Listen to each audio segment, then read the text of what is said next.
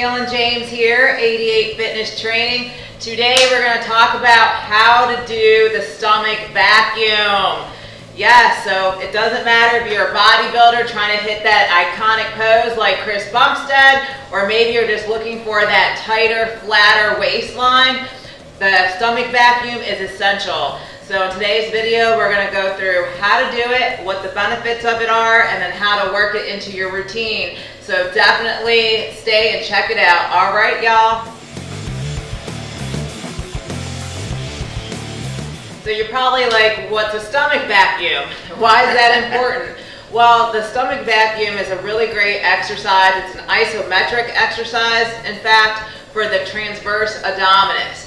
So for those of you that don't know what the transverse abdominis is, it's almost like a corset that holds everything in, right? So the fibers run horizontal and they're behind your six-pack abs. So they're kind of underneath, and it's almost like a built-in weight belt just cinching all of your stomach in. So for a lot of my clients, they're like, hey, I want to have a flatter belly, I want a tighter waistline. The transverse abdominis is the muscle that you have to hit, because as you work that muscle and it contracts, it pulls everything nice and tight together. And over time, you'll be able to hold that in and you'll have that tighter waistline and that flatter stomach.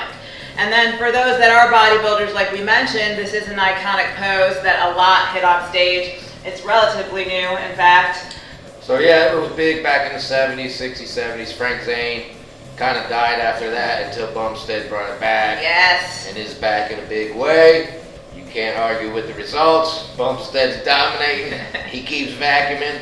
So yeah, if you're a competitor, you might want to practice the vacuum pose. Absolutely. So let's jump into how to do this. So your step-by-step guide on how to do the stomach vacuum. James is going to demonstrate for us. All right, so you're going to want to start standing nice and relaxed. Take a deep breath in, blow all that air out, and then pull your belly button into the back of your spine. And then you're going to hold that contraction for 15 to 20 seconds. Now, if you can't hold it quite that long to start with, that's okay. We're working our way up. And then you're going to release, and that's 1 rep. And so you can cycle through this, do it 2, 3, 4 times. You can work your way up. So let's show them one more time, James. Breathe in, blow all that air out, and then pull the belly button into the back of the spine and hold, just like that. So you can see how it really cinches them in. In fact, blow that out. Let's turn you to the side. All right, we're gonna breathe in, blow the air out, and then pull the belly button in. All right, just like that. So I would start, relax, I would start with this standing, but a lot of people sometimes, if they're not familiar with this, they have a lot of difficulty really pulling that belly button into the back of the spine. It's challenging. So there's other ways you can try. One would be just kind of hunched over. Maybe it's like over the edge of your bed because you just woke up in the morning, over the dumbbell rack, whatever. And then lastly on the floor. So we're going to show you hunched over method. So go ahead. Yeah, to do these standings is pretty hard. If you're not doing them regularly, you're going to have to practice to get this down. All right, so you can see he's kind of hunched over. So he's just letting that gut kind of hang, right? All right, so breathe in. Blow it out. Now pull it in.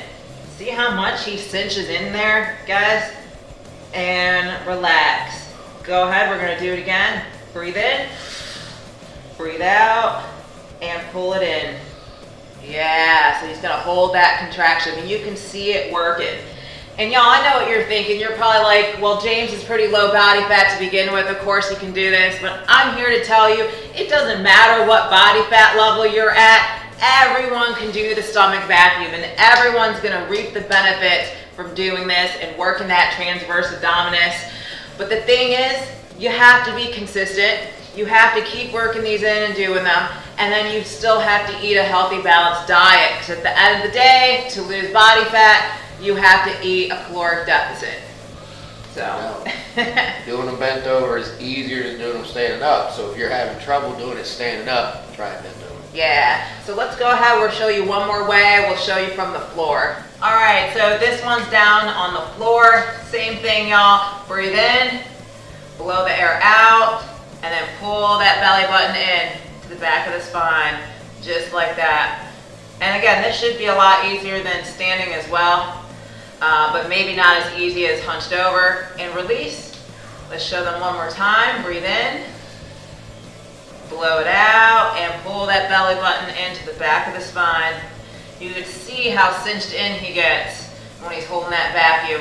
That's that transverse abdominis doing its thing. And release.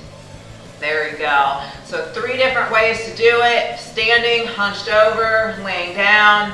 I recommend, if you're having trouble with one way, definitely try out the other way, see what works for you, because the whole key here is holding that contraction. Yeah.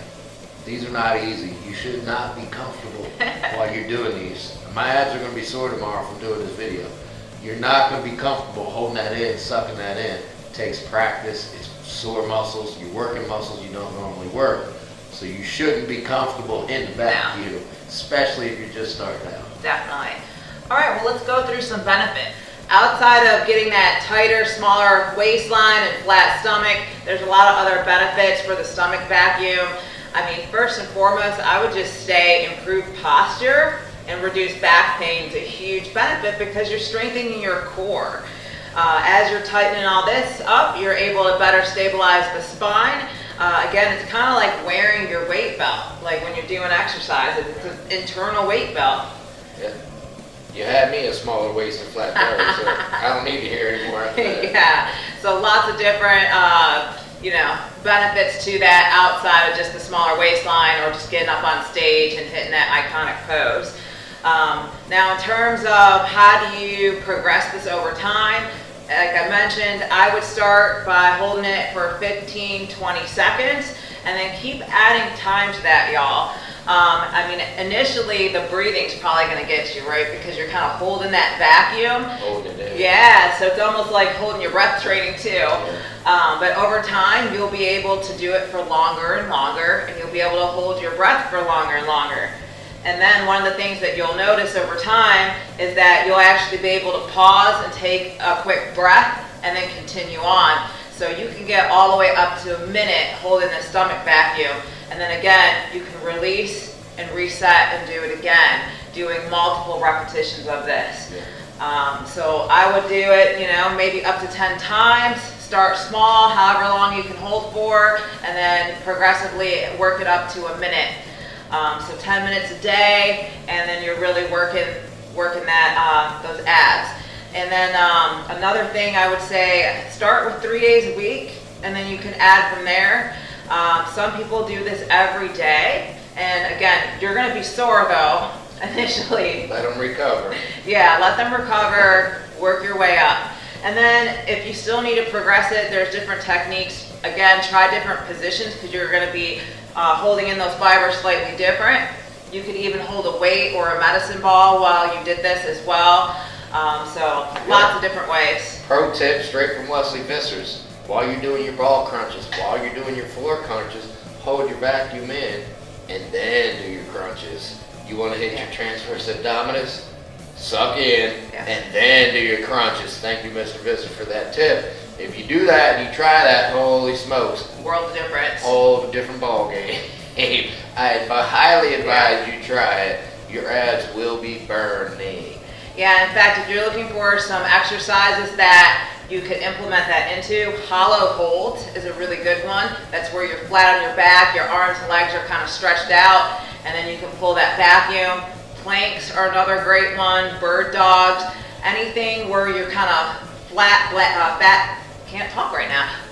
backed, you can do that because you can pull that belly button into the back of your spine, making those abdominal exercises really difficult. Yes.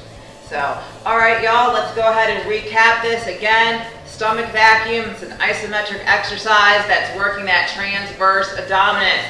So that is the muscle that's like the girdle for the abdomen. It comes up and wraps its fibers around. It sits behind these six-pack abs, and that's why you're not able to effectively train that all the time when you're doing all your crunches and your sit-ups and everything else. But as you train that transverse abdominis, it will shorten itself, cinching in that waist, flattening that belly out, and it also looks amazing on stage if you have the right physique.